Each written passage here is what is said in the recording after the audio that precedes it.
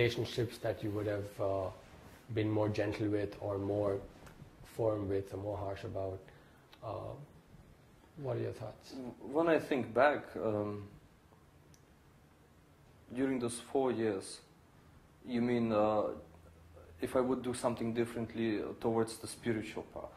Yeah, so related to the spiritual path. You have made a number of decisions over the last 4 years that have eventually culminated in bringing you over here. Would you have done something different about those decisions? No, everything was perfectly arranged. That's the when I think about it, I could have changed something or some of the decisions, maybe be milder, whatsoever to people, but no, actually not, because I had to go through the trouble, actually, because as I mentioned, it was a preparation to come here. It's Krishna arranged everything. It's like bam, bam, bam. You have to experience this. And basically, from my point of view, the way I was looking was through the Vedas. This doesn't fit, you repel it. That's it. You don't hang on to it. It doesn't fit, doesn't suit the purpose. You don't get too attached to it. And even when I talked to Babaji, and this is what he said, when you see through the scriptures, you will see it clearly. And this is what I did. I saw everything clearly, what happens. Even, this is what, basically, I don't know, to change them, it's like, to change the decisions I did, it's like, no, not really. If I would change the decisions, I would, for example, to come here faster, that's what you said, right? Or but I couldn't even come here faster. For example, it took me 4 years to reach to the esoteric teaching. So I didn't know the esoteric teaching at all. The first video was after 4 years I saw it. So it's like the only decision I made was to go to India, which was, you can't even say it's bad. It's from a materialistic point of view, it's very bad, because my parents kicked me out the next day. I was like, oh, But from a spiritual point of view, I was released from the jurisdiction of my parents, So that gave me a much more space actually to actually get the things together. My spiritual thinking, my spiritual path came in place very nicely afterwards. So again, it's like I was not able to arrange something like that, right? So it's like because I don't have much, or I didn't have much confidence at that time. Like even my parents kicked me out, I would still go to India, and keep it this way. No, it's all Krishna's arrangement. So he says, no, you don't want to go there. So you just have to finish up here, and then you will move on. So and this is what happened. Afterwards, everything came in place very nicely. So there's no decision from this perspective I would change, actually. If it would be something material, yeah, I would change many things. But spiritual, no, because Krishna is guiding everything anyways. So. If Krishna is making all the arrangements, all the spiritual decisions in our lives, yeah. Then what do we have to do? You?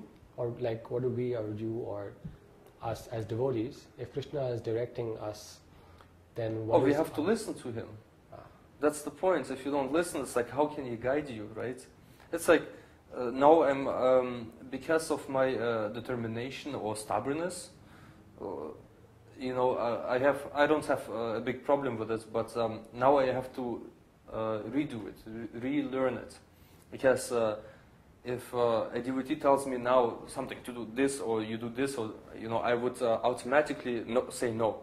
I don't think so. But this is just, this was the armor, the shield for the material things. Now I'm as Babaji says, you're in a safe place. So, you can take off the armor. But the devotees, what they have to do is, again, they have to listen to Krishna. He talks through the heart. He talks through Babaji, the spiritual master, because he represents the super soul. And Krishna talks through the scriptures. Now, if you don't listen to the spiritual master, you don't listen to the scriptures, you don't listen to your heart, what's going to happen? You're just in a material mindset. And material mindset, what does that mean? Well, pain and suffering, right?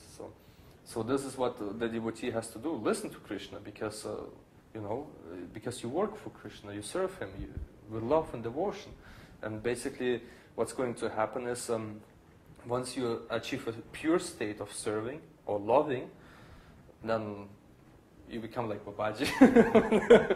But yeah, this is the whole point. And what I thought is you're asking is what the devotees have to do with me then, or no, I was asking like any student in their life. Oh, any student. Okay. Yeah, because Krishna is definitely, he's guiding and putting us into certain circumstances just for our own growth and benefit. Like for you, you said you had to go through those 4 years of transformation before you were ready to. I had to. It was completely perfect. If I look at this point now, it's like at the past, it's like, yeah, it has to be like this. If it wouldn't be like this, it would be something else.